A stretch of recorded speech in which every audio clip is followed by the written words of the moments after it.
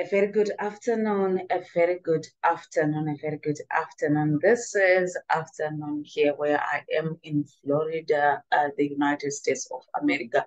And I just want to thank everybody who assisted me to make this work, from the consulate that issued me with a visa to travel, to all other assistance that I got from my employers, to the clients. You made it possible, because without the finances, I was not going to travel. So I just want to say thank you. Thank you so much to ID-based software. I just want to thank you so much for making this work. I know that there is a lot to be done to make these programs part of us, to empower our women in Africa, to make sure that we bridge that digital divide and inequality that we are facing in Africa, especially for rural women. I've been sharing my story that I only learned how to use a computer or how to connect a computer in 2010. That was like 10 to 20 years behind my peers in developed countries, or not even only in developed countries, but also when we look at Africa, the rich can still afford.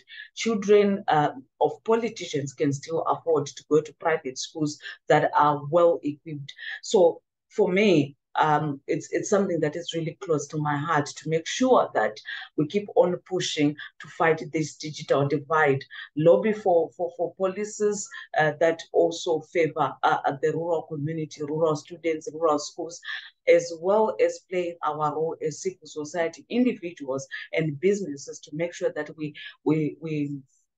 ignite that potential of a rural child who wants to make it happen. This is not just a case of Africa, but everywhere around the world. We are facing this divide. We are facing everything. You know, the UN Women is actually a very huge platform that I believe that we could have touched so many women. The women that we're talking about, the beneficiaries, the victims, are sitting in the rural areas. They cannot afford, to travel to come to New York, but the virtual platforms are of great help. But do they have the computers? Do they know how to use it? Do they have the smartphones? Can they afford data? Looking at the price of data in Africa, it's just madness. Do we have proper internet connectivity that allows for these women to sit around and stream and understand some of these challenges? We are excluding them in these conversations when they are not part of it. We are talking about them. We are coming up with solutions for them. Yes, the voice of the voiceless is so much important, but now, wouldn't it be so great for them to actually know that there is some people sitting out there around the world discussing them, talking about them, and thinking about their future, about their present situations, and wanting a better Africa, a better opportunities, economic empowerment for them to play their role in nation building. So it becomes a case of women at UN coming together to come up with solutions that they believe that it answers all women's problems, but each community actually have different issues. When we talk about women and access to internet, access to computers, to digital literacy, we now look at the gap between the poor and the rich, the gap between those in urban areas and those in rural areas. That gap is so big that if it's not really addressed, we might look at our stats at the number of people that's been assisted, or after all of these recommendations, we would say, okay, we reached a milestone. This is the 80% of our women now have access to digital literacy, have access to innovation and technology. But we are rounding up that based on the urban woman. And when we look at most Africa, the urban actually constitutes the minimum number of young people, minimum number of women. The largest number is actually in the rural areas. So when we are looking at our stats, when we're coming up with all these reports and so forth, they are based on what? on who? So I think those are the things that we need to look into, and encouraging the corporate, like the ID-based software that empowered me, that gave me the platform to actually learn. Their business development manager in the ICT sector. I didn't know this. Like 10 years ago, I didn't know any of what I know now. But it was a platform, a chance that I was given to come and learn. It's not everybody out there who meet somebody at church, at the community hall, and say, what do you do? What do you know? Can I give you this platform? So it's a call to civil society, to individuals, to the business sector, to everybody to say, give a hand up, assist a woman out there, give them platforms, pay them well to be able to afford this. A lot of people have been, clapping hands for me saying, this is great stuff. You have reached a milestone. You've done so well. And now I also picked the comparisons. I wish all women would do this. Look at these other women. They should learn from you. And are they earning the same amount that I'm earning for them to be able to actually travel? That's a question. You might, let us drop the comparisons and looking at all of that. Do not compare this to, maybe I'm going to refer to guys here, to your girlfriend, to your sisters, like, no, they don't know. Think about how much are they earning? What opportunities are exposed to them?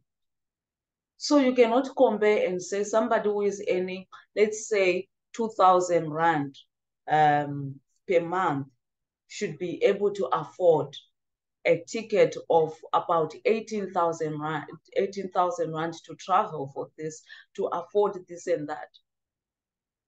It's very, very, very difficult and hard. And I can safely say that I've been really blessed to have people assisting. I've been blessed to actually have some money coming in the past couple of months for me to be able to afford. Then there are also people who were already in the United States who assisted. I'm looking at accommodation here, I'm looking at people chipping in and so forth. So some of those things we need to consider. We need to think about the women in our lives. How much are we helping when they say they want to do this? How much are we coming in to say, okay, my sister have a passion of this. Maybe she's into photography. Did you buy a camera for her to keep on pushing? Are you doing research for them? Are we showing them platforms where they can learn something? Sometimes before we even judge, before we even say what we want to say about women, about them not coming to the table and so forth, let us also think about accessibility of resources. Let us also think about the information that we feed them on a daily basis. Are we looking at them and believing in them? I've heard also a lot of negatives, but I held on to the positives.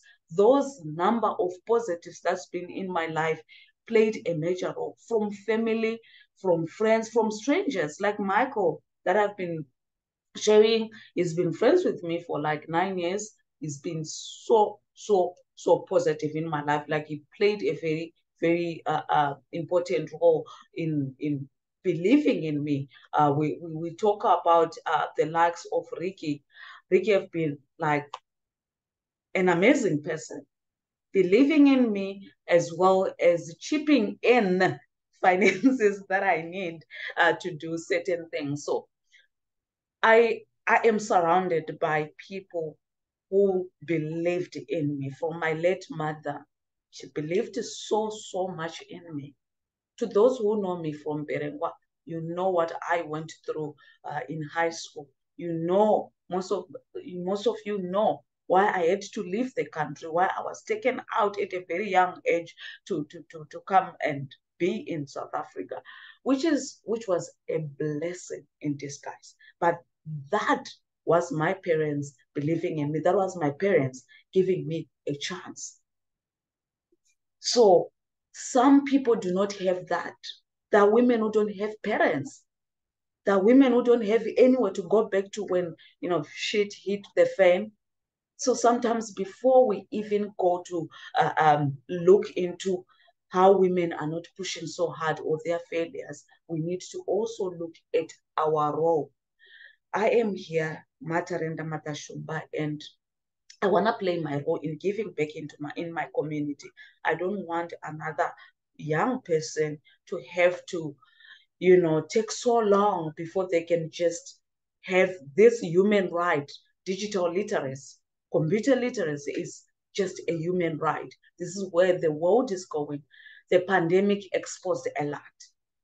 So I'm calling on everybody out there who can to chip in to such programs, to chip in. Start with women in your life, young people in your life, those with or without potential of becoming what we want them to become. Give them a chance. Listen to them. There is what we believe they should do. Then there is what their heart desires. Let us play our role. Let us chip in. By chipping in, it's not just the word of encouragement.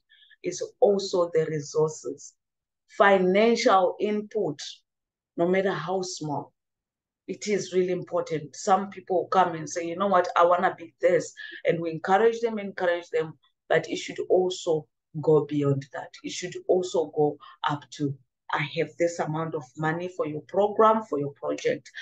We have got quite a number of young people that we are working with. We've got quite a number, which is both the men and the women that we're working with in Zimbabwe, in South Africa, in Malawi, and Uganda. If you want to assist, if you want to be part of this, if you want to collaborate, to network, come in. The more the merrier. The harvest is plenty. The laborers are few. With love from Africa. Matarenda Wakashumba. Thank you.